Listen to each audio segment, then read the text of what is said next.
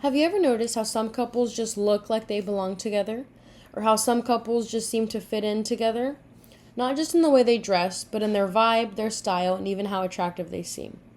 In psychology, there's a name for this: the matching phenomenon. A classic example of this? Mickey and Minnie Mouse. The matching phenomenon is the suggestion that people tend to select their friends and romantic partners based on those who are a good match for them. A good match can be defined in terms of intelligence, popularity, self-worth, and levels of attractiveness, just to name a few. Instead of always aiming for the most attractive person, most people end up with someone who matches their own level of attractiveness or desirability.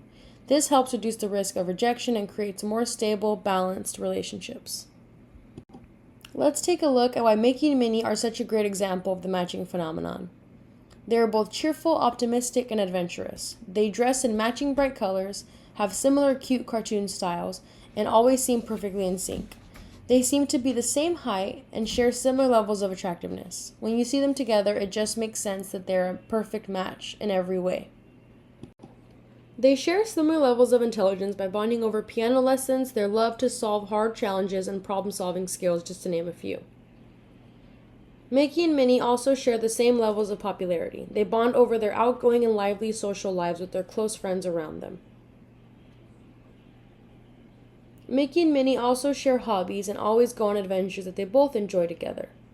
Minnie joins Mickey on his space adventures and sandcastle building, while Mickey joins Minnie in her ice skating and music making hobbies.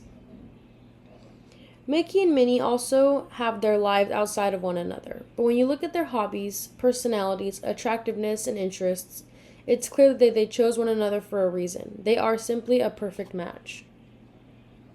If you compare them to a mismatched pair, say a grumpy character like Donald with a super cheerful one like Daisy, it's easy to see why Mickey and Minnie work so well together. Psychologists say that this is because people are naturally drawn to partners who are similar to themselves, not just in looks, but also in personality and interests.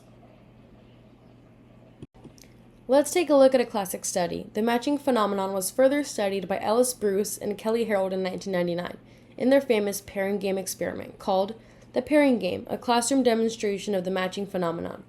In this study, each student was given a number representing their level of attractiveness to wear on their forehead so that everybody else can see it, but they cannot.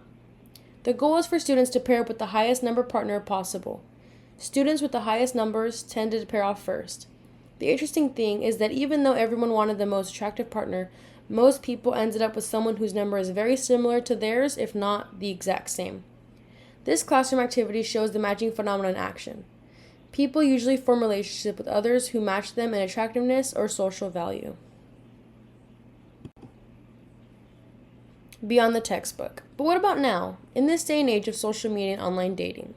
Nowadays, we have started to switch from in-person dates, friend recommendations, and blind dates, to dating apps such as Tinder, Hinge, and Bumble to find love.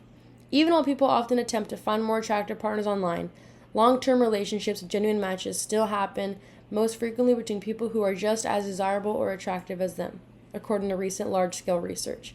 Meaning that even in this technology era, the matching phenomenon is very much alive and thriving. At the end of the day, appearances aren't everything. People also match based on other characteristics, such as intelligence, humor, and even beliefs, according to recent research. Matching is so much more complex and diverse than we believe. So why do we do this? Psychologists have found that most people, like Mickey and Minnie, naturally choose partners who are very similar to themselves. It's partially to avoid rejection. If you aim too high, you risk being turned down. Others say it's about learned expectations. Over time, we get a sense of what kind of partner is more realistic for us. This makes relationships feel more comfortable and balanced. Matching helps create relationships that feel comfortable, balanced, and way more likely to last. So next time you see a couple that simply works, remember that Mickey and Minnie and the matching phenomenon. Whether it's in cartoons, school, or online, people tend to pair up with those who match them, making relationships way more stable and satisfying. It's time to find our matching puzzle pieces.